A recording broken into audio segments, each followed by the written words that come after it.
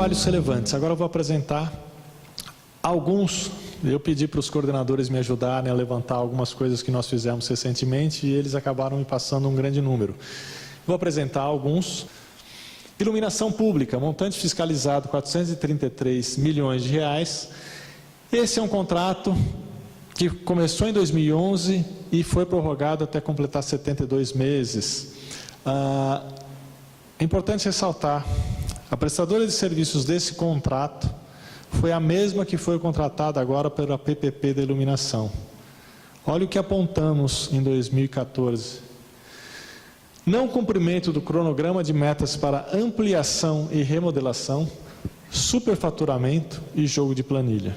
Sobrepreço de pelo menos R$ 70 milhões nesse contrato. Por quê? Porque as lâmpadas utilizadas caíram vertiginosamente de valor nos últimos anos. E esse é um dos principais problemas apontados na iluminação pública. Barateou.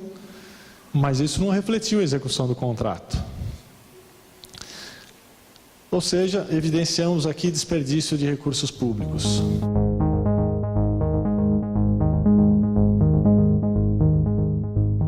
Material elétrico, educação. Fizemos o acompanhamento do edital de aquisição de materiais elétricos para reformas.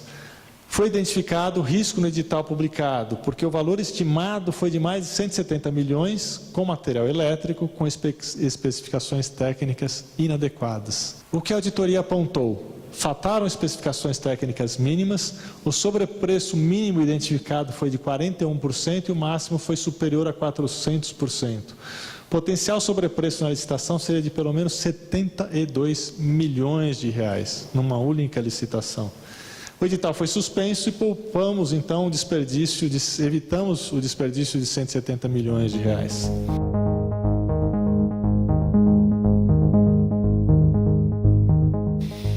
Ciclovias. Aqui até para mostrar um contraponto entre um governante e outro. Qual era o programa prioritário em determinado momento para o governo Haddad? Foram as ciclovias. Por que isso foi importante fiscalizar? Porque nós identificamos já de plano que essas contratações estavam sendo realizadas com base em atas de registro de preço que não eram para ciclovias, e sim para sinalização horizontal. O que significa dizer que essas obras de engenharia estavam feitas sem projeto e sem orçamento específico. Nós fizemos a fiscalização dessas ciclovias, desses 6 trechos, fizemos de mais trechos, mas aqui eu só estou trazendo 6. Identificamos várias coisas: serviços pagos em duplicidade, a maior e não executados, problemas na qualidade da execução, falta de projeto, interferência com postes, bueiros e ausência de proteção de dutos. Utilizamos ensaios tecnológicos de solo nas ciclovias. Identificamos que a espessura não era adequada e que o teste de granulometria estabeleceu claramente que aquilo que a empresa deveria executar não tinha sido executado. Esses resultados, antes mesmo do julgamento pelo Tribunal de Contas, o secretário municipal promoveu um reajuste nesses contratos e uma diminuição de R$ 27,6 milhões na execução desses 6 trechos de ciclovia.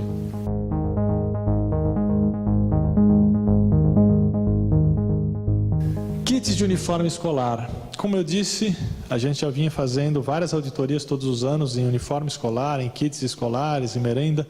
E aqui nós nos valemos de ensaios tecnológicos também para avaliar a qualidade dos uniformes escolares. Já sabíamos dessa taxa de rejeição pelos alunos.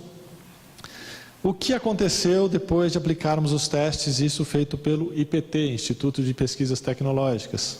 A qualidade desses uniformes e do tênis não é adequada. Há inclusive casos de que o tênis, após a 3ª vez de uso, acabaram se deteriorando. O tamanho das peças fornecidas para os alunos não é o adequado. Então o aluno, obviamente, o que acontece? Isso a gente já vinha apurando. O aluno mais pobre e mais novo tende a usar. O aluno com mais condições e mais velho não quer usar o uniforme fornecido pela Prefeitura do município de São Paulo. Então a Prefeitura tem que fazer adequações, primeiro, nas especificações dos uniformes. 2, precisa verificar o que fazer com o estoque dos uniformes antigos que não se usa? Um caso simples muda o governo, as cores do partido mudam e os uniformes anteriores já não são mais adequados para uso. E isso gera custos também de armazenagem. Que é isso, entre outros problemas.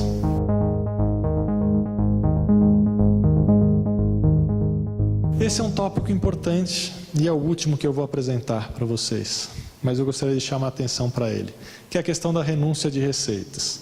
E fazer um paralelo com o Estado do Rio de Janeiro. O Estado, pelo menos as notícias que nós temos, em face do exagero nas renúncias de receitas concedidas pelo então governador Sérgio Cabral, o Estado faliu. Claro que também contribuiu para isso a questão dos royalties de petróleo e assim por diante. A Prefeitura de São Paulo faz renúncia fiscal? Faz.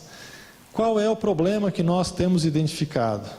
É que a Prefeitura não tem controle sobre essas renúncias fiscais. Não há controle, havendo casos em que tal procedimento não poderia ter sido adotado e outros em quais seus efeitos não foram contabilizados. Cerca de 50 leis municipais existiam em 2017, concedendo aos contribuintes a possibilidade de não pagar seus tributos, ou seja, dispensando os contribuintes de não pagar os tributos. Um outro detalhe, existem mais de 180 projetos de lei na Câmara Municipal concedendo isenção para contribuintes para não pagar os seus tributos. Ou seja, o município de São Paulo tem uma situação fiscal equilibrada? Sim, comparativamente com outros entes da federação, nós estamos numa situação privilegiada. Mas precisa-se ter muito critério e muito cuidado para evitar que nós trilhemos o mesmo caminho de outros estados da federação. Com um detalhe, justificativas para projetos de lei de reforma da Previdência vão no sentido contrário dessas afirmações de renúncia de receitas. Eles justamente falam da falta de receitas. Então, quem tem mais, deveria pagar mais também.